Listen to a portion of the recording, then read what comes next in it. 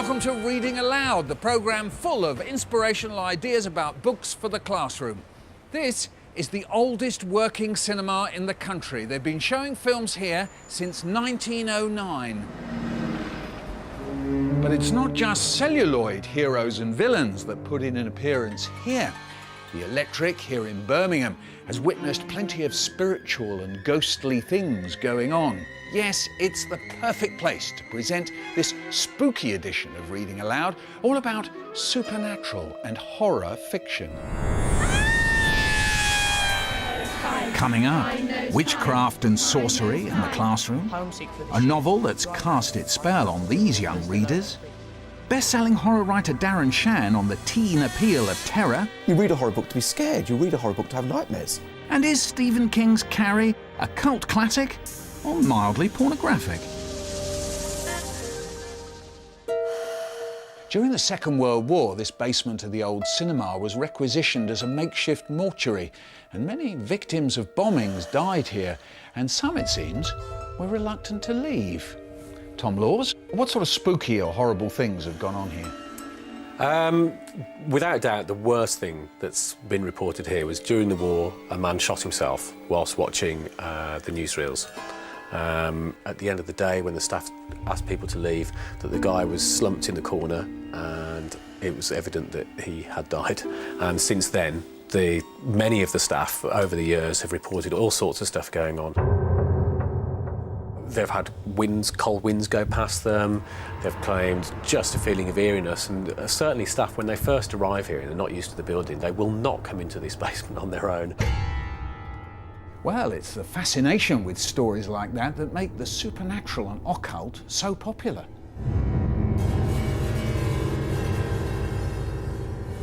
The men in tall hats dragged my grandmother from the stinking hole where they had been keeping her. Then they threw her in. The crowd watched in silence. The only sound, the shuffle of many feet, edging forwards to see what she would do. She floats. The chant started with just one person remarking in a quiet voice, almost of wonder. Then it spread from one to another until all were shouting with one voice, like some monstrous, howling thing. To float was sure proof of guilt. So where did the idea for this novel set amid the witch hunts of the 17th century come from? I was a teacher in Coventry for 16 years and I taught English, and that's really when I started to write, because I became really interested in what pupils were interested in reading and why they'd stopped reading. Some of the older ones had stopped reading, and I suppose, like lots of people, I thought I could write something they'd like to read, so that's how I started writing. At Hall Green Secondary School, the book has been a big hit with these Year 10 students. Then it was the turn of the beast who brought with us. I was a bit concerned in the beginning. I thought maybe it was a bit too easy for them as a young read. They're a top set, very, very able GCSE group. But they absolutely took it on board, and because some of them have the interest in the subject matter anyway, they find it very interesting and very readable. And I've thoroughly enjoyed it, and I think they fed off that as well, and as a group we enjoyed reading it all together. Witchcraft exists. Tell me about the debating groups that got set up. Well, first of all, what we did was divided the class up so that I knew who was a believer and who wasn't, and who were kind of stuck in the middle. And I used that as a basis for forming these debating groups. And what they had were just some statements around the issues in the book. And they talked about it in those debating groups and got some quite lively discussions from it. It's like God or something. Some people don't think he exists, some people do. They kind of expanded on it themselves. They started believing in the power of God and good against the power of evil, and it led to something a lot bigger than I expected it to. And I found that this was a good way of getting them actually into the issues of the book and thinking about the wider elements of it as well. She's a witch. Oh my God, she knows. How do you know?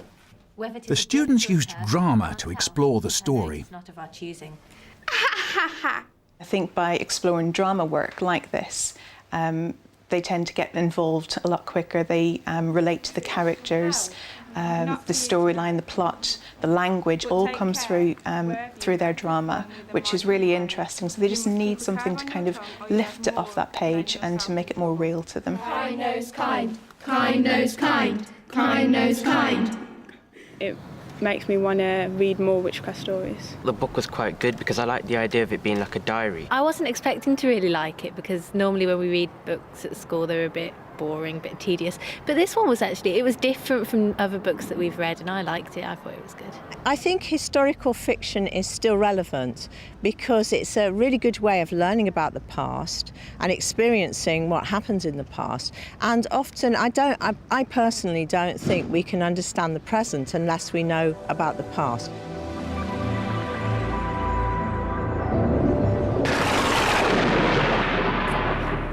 Do you know, one of the first books ever written down in England is a horror story. There's a scene where a group of soldiers are asleep in a hall and a grim and greedy monster strides in and rips them to pieces. Beowulf, one of the most famous plays ever written, has a scene where a kind old man has his eyes ripped out. King Lear. And one of the most famous of all horror stories is really a plea for more human behaviour. Frankenstein. So why is it that we think of horror stories as slightly seedy or trashy? Might they not really be ways in which we can experience fear without facing danger? Well, in that case, they're therapy.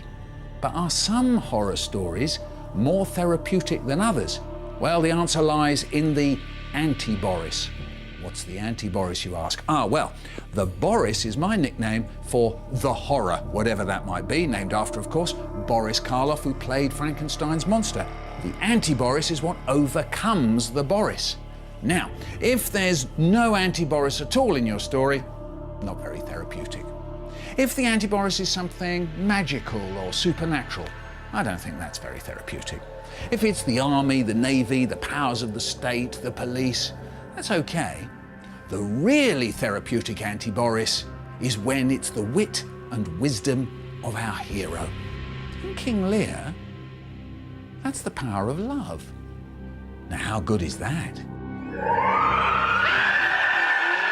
One of the world's most successful and prolific writers of teenage horror fiction is Darren Shan. He's sold over 10 million books, and the legion of Shan fans can't seem to get enough of the blood-curdling gore fest dreamed up by this 34-year-old writer. Sometimes parents will say to me, I'm very worried that my books will give children nightmares. And I always say, well, no, they're horror books. That's sort of the whole point. You read a horror book to be scared. You read a horror book to have nightmares. A really good horror book, a horror movie, is like a roller coaster ride. It's really, really scary, but it's also fun. The thing about fictional horror is it's safe. If you wake up in the middle of your night in reality and you hear somebody moving about downstairs, that's truly horrific. That's a certain kind of realistic horror. But if you're reading about it, then that's fun. It's fun to scare yourself. It's fun to creep yourself out. So I think a lot of people who don't read horror miss out on the fun side. They can only see the horrific elements. They don't realise horror is fun. We've read all the vampires, we haven't started on this one. Starts very bluntly. The first couple of chapters are the most gruesome things I've written. Darren Shan has been turning out books at a phenomenal rate, 5 or 6 a year at one stage. So where does he go from here? I want to push myself as hard as I can and just keep on writing. One of my role models is Stephen King, and I love the fact he's always pushed himself. He could have retired years ago if he'd wanted, but he's always kept going. He's always written as much as he can, put out as many books as he can, and that's what I want to do. I want to push myself to my limits and just keep writing. There we go. Thank you very much. Cheers. Bye, Callum.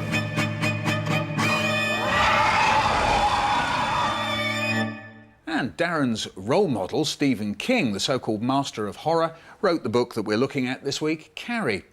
The story, which was made into a big movie starring Sissy Spacek, is about a teenager with alarming telekinetic powers. Then the stones, right out of the blue sky, whistling and screaming like bombs. My mother cried out, "What in the name of God?" and put her hands over her head. One of them hit a downspout and knocked it into the lawn. Others punched holes right through the roof and into the attic. The roof made a big cracking sound each time one hit, and puffs of dust would squirt up. The ones that hit the ground would make everything vibrate. You could feel them hitting in your feet. But nothing that wasn't on the Carrie White's property was hit. Well, plenty of telekinesis there. Darren, Stephen King is known as the master of the horror genre, if you like. So what makes this book a horror book? It's got all natural ingredients that you'd expect. It's got the blood, it's got the guts, it's got the gore. For me personally, what really strikes me as horrific in this is the treatment of the main character by her so-called school friends, the persistent bullying that she's had to go through her entire school life, and then when she gets home she's got this really oppressive, fanatical religious mother who is giving her even more bullying, if you like. Yes, I mean, the horror genre nearly always requires someone innocent at the heart of it, and so quite often the stereotype is that that should be a woman. Does that work for you, John? This is the first horror book I've ever read, but I have to admit that I absolutely hated it.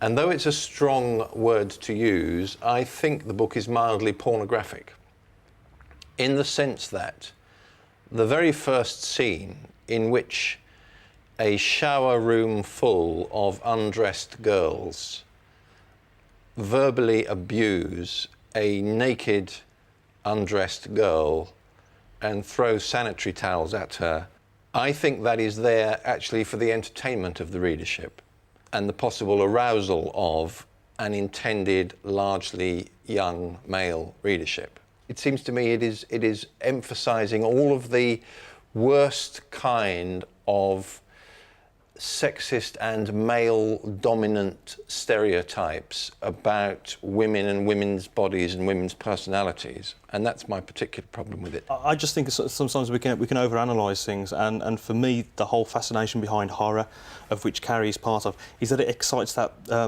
roller coaster gene, and I'm quite happy picking up a book like this if it's going to scare me, and not really overanalyse the intentions maybe of the author, or what other intentions he may have had. Let me stop you there. My own feeling about it was that it was on the side of the victim. Winsome? I don't know if it was on the side of the victim, but it gave you a true picture of the victim. It made you empathise with the victim. I felt that he didn't give her thoughts, and that, to me, made her not a rounded character. So we've got a bit of a problem here, haven't we? It's a book that two of you disapprove of, but then we might have a class of teenagers not reading. We want them to read.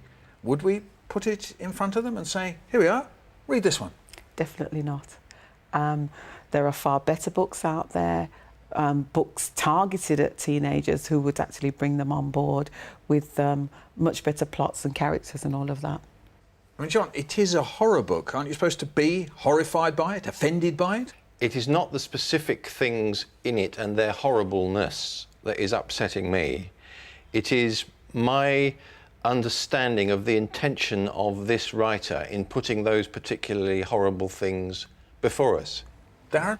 It's a cracking yarn, and I like to read a good story, curl up in bed, not be able to sleep for 3 hours afterwards because of it.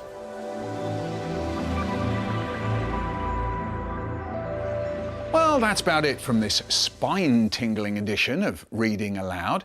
Just one final thought from Stephen King. He once said, "People think I must be a very strange person. This is not correct. I have the heart of a small boy. It's in a glass jar on my desk." Bye.